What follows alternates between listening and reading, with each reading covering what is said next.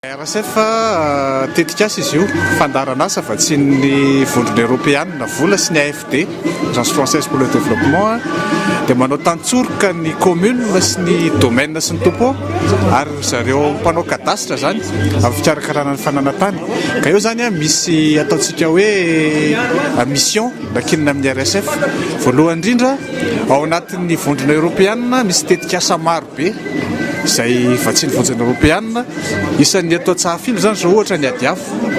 reny tetika asa reny zany miparitaka any amin'ny commune dia ny mission an'ny RSF voalohany indrindra dia hoe vonjeo le pazo tombontseo an'ireny tetika asa reny karakarao ny fananataniny io zany tsy resaka hoe karatany fotsiny fa arakaraka ny satatany le olona bénéficiaire raha ohatra ka titre ny tokony atao aminy dia manampy ny RSF amin'ny fikarakarana ny titre amin'ny alalan'ny tohana sy ny tantsoroka izay atao eny anivon'ny domaine sy ny topo amin'izao fotoana izao zany dia misy ohatra ny chantier Namboga Marina izay efa mandeha ny fikarakarana ny cadastre dia misy koa zany zao ny anivon'ny faritra sy ny Atsimondrano Ray Manontolo fanampiany topo sy ny domaine an'ireo bénéficiaire ireo mba hanana hevitra sy hanana ahafantatra an'ireo dingana rehetra tokony ho ataony zany amin'ny fikarakarana ny cadastre dia ny domaine mihitsy zany zao no midina ny atoerana any amin'izao fotoana izao manazava isaky ny bénéficiaire an'io projet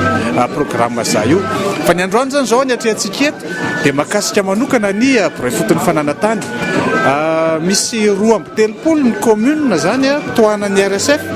manana boray foton'ny fananantany 5.7 ny fitambaran'ny commune taonan'ny RSF 2.3 ao anatin'ny faritra izay azo anaovana karatany dia nampiana ny commune hanangana boray foton'ny fananantany ny 5.3 ambiny 5.7 azafady ao anatin'ny faritra rakotra cadastre na rakotra titre amin'ny ankapobeny ny commune an'ray zany dia tantsoroka na fanampiana ny olona sy ny bénéficiaire ahazo titre no atao any dia amin'izao fotoana izao ny karatany zany no tena efa mandeha efa misy vokatra azo tenenina ny arahana tamin'ny filoham-pirenena tamin'ny volana mai 29 mai raha tsy diso 30 mai azafady nanao ny fanomezana amin'ny fomba ofisialy ny karatany rehetra teo anivon'ireo commune 2.3 ireo dia nisy 3 karatany zany ny vokatra hatreto aloha eto anivon'ny ARSF tao anatin'iny tetika asa andiany voalohany nanao opération zany ny RSF miaraka tamin'ireo commune ireo dia izay ny vokatra voalohany eto an-tsahafilontsika izao ao anatin'ny vokatra raiky 31 000 zany ny 1100 zato sy arivo karatany vokatra eto amin'ny commune Tsahafilo izay nozaraina androany ny apahany fa tsara ny manamarika zany fa ao anatin'ny tantsoroka atao amin'ny RSF raha ny momba ny karatany no resahana dia manao tantsoroka amin'ny fampitaovana Ray Manontolo manomboka hatrany amin'ny kely indrindra ny stylo ny afaratra any amin'ny trano ny moyen de déplacement dia mandalo amin'ny formation zany hoe nofanina mihitsy mena traikefa zany ireo agent foncier ireo bentanana 2.3 ireo voatafaverina tamin'ny lahady zao avy any Morondava nomena formation no mafisina ihany koa zany ny fahaiza-manaony mahakasika an'izay fitantanana ny resaka fananantany zay dia mitohy foana zany izay tantsoroka ataon'ny RSF zay mandra-pahatapitry ny tetika asa amin'ny taolana 24 zany tapitra tanteraka ny tetika asa dia zao zany zao manomboka indray ny opération na karatany faobe andian'ny faharoa ao anatin'ny commune 2.3 izay tohananareo dia nieritreretana hoe samy amoaka fa rafa kely 2 karatany avy zany ireo commune tohananareo dia arak'ilay voalaza teo amin'ny fitokanana teo moa miakatra kely ny tohana mba ahafahana mahatratra n'ilay tanjona dia somary nakarina 3.7 tapitrisa ariary mahery eo isaky ny commune ahafahana manampy an'ilay olona zany ao anatin'ny opération dika n'ilay tohana moa dia hoe ampiana le commune zany amin'ny lafiny alabola dia mba afaka mandatsaka izy ny saran'ny karatany dia amin'izay fotoana izay ao anatin'ny fotoana iarahana miasa amin'ny tetika asa dia mba horakotra karatany avokoa zany ny akabeazan'ny velaran-tany anivon'ny commune zay zany aloha tanjona hatreto ny tena olana amin'ny resaka fananantany hatramin'izay niasany zay eo aloha tsy fahafantaran'ilay olona zay ny tena zava-dehibe tsy fantatry'ilay olona hoe inona ny tokony ataony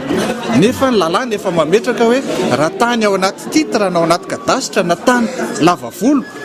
dia tsy ny boray foton'ny fananantany manao an'izay fa ny topo sy ny domaine tsy fantatry le vahoaka izay raha tany tsy anaty titre tsy anaty cadastre fa no ajariana izay no andraikitra nomeny fanjakana nomeny lalàna ny commune amin'ny alalan'ny boray foton'ny fananantany ireo zany no mbola tsy fantatry ny